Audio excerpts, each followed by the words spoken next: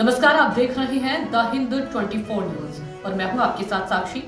आइए नजर डालते हैं आज की बड़ी खबरों की ओर। होली के दिन 14 मार्च 2025 को विकासनगर के बादामा स्थित रिसोर्ट में पार्टी करने के बाद हुई आगजनी के घटनाक्रम ने एक नया मोड़ ले लिया है। रिसोर्ट मालिक के द्वारा ही शपथ पत्र देकर ये स्पष्टीकरण दिया गया है कि रिसोर्ट में आग किसी दूसरे ने नहीं लगाई, बल्कि वो आग शॉर्ट सर्किट के कारण अपने आप ही लग गई थी।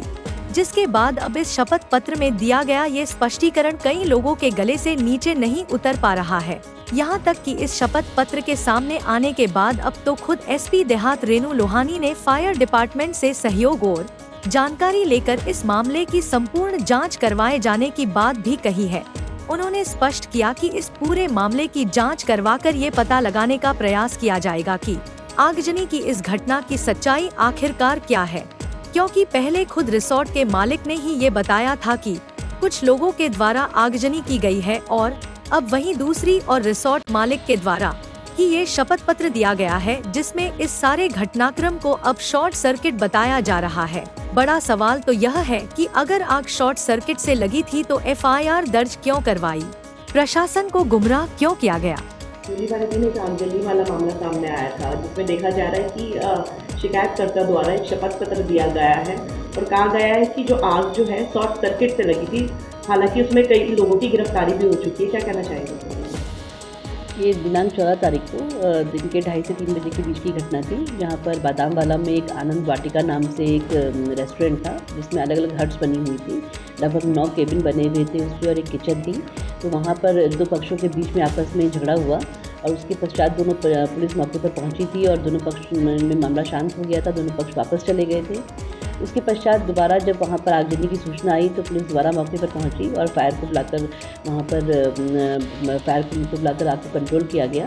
उसके पश्चात वहाँ पर एक वादी पक्ष के द्वारा जिनकी आनंद वाटिका है उनके द्वारा एक तहरीर दी गई थी, जिसमें 2 लोग को नेम्ड किया गया था और बाकी 15 भी अज्ञात करे गए थे। तो उसमें वहाँ के आसपास के सीसीटीवी फुटेज उठाते हुए, डाटा उठाते हुए हमने 3 लोगों को मौके पर अरेस्ट किया था और कुछ लोगों के नाम प्रकाश में आए थे, जिनके नाम अभी आगे खोले हैं और विवेचना प्रचलित है। तो अब तक इसमें 3 लोगों की अरेस्टिंग हो चुकी है और बाकी लोग अभी नामजद हैं। जो नामजद हैं उनके भी अरेस्टिंग बाकी है। और जैसा कि आपने भी पूछा शपथ पत्र का मामला, तो एक संज्ञान में आया है कि एक शपथ पत्र वादी पक्ष ने दिया है, जिसमें उनका ये कहना है कि उनके यहाँ जो आग लगी है ये शॉर्ट सर्किट से लगी है, ना कि किसी के द्वारा लगाई गई है। तो अब इसकी तो इसके बारे में फायर से उनकी राय ली जाएगी। फायर को दिया जाएगा इसमें कि फायर सर्विस वही बता पाएंगे कि वो आग शॉर्ट सर्किट से लगी थी या किसी के द्वारा लगाई गई थी। फिलहाल झगड़ा होना तो तस्दीक हुआ ही है, 2 पक्षों में झगड़ा वहाँ पर हुआ ही है, मारपीट हुई है। और यदि किसी प्रकार की झूठी शिकायत अगर की गई होगी, क्योंकि अभी तक विवेचना में सब कुछ निकल कर सामने आ चुका है कि 2 पक्षों में झगड़ा वहाँ हुआ था, तो अकॉर्डिंगली धाराएं लगी हुई हैं, आगजनी की धारा भी इस पर लगी हुई है और 3 लोग अभी तक निरुद्ध हैं जेल में।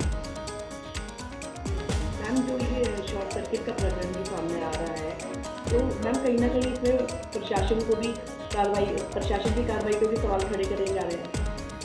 देखिए, जो अभी तक की विवेचना है उसमें सीसीटीवी फुटेज के आधार पे, सेल डाटा के आधार पे 2 पक्षों में झगड़ा तो हुआ ही था। वहाँ पर जब 2 पक्षों में झगड़ा हुआ और उसके बाद वादी पक्ष के द्वारा स्वयं यह बताया गया था कि जो है ये एक पक्ष के द्वारा वहाँ पर वापस लौट कर दोबारा आकर आग लगाई गई थी, ऐसा बताया गया, जिसके आधार पर आगे कार्रवाई भी की गई और 3 लोग की अरेस्टिंग भी हुई और कुछ लोग नामजद भी हुए, कुछ लोगों के नाम प्रकाश में भी आए। अब जबकि वादी पक्ष अपना शपथ पत्र देकर ये कह रहा है कि शॉर्ट सर्किट से हुआ है, तो ये भी एक जांच का विषय है। इस पर जांच की जाएगी कि आग लगने का कारण क्या था, उसके पश्चात पर आगे कार्रवाई की जाएगी। देखते रहिए द हिंद 24 न्यूज।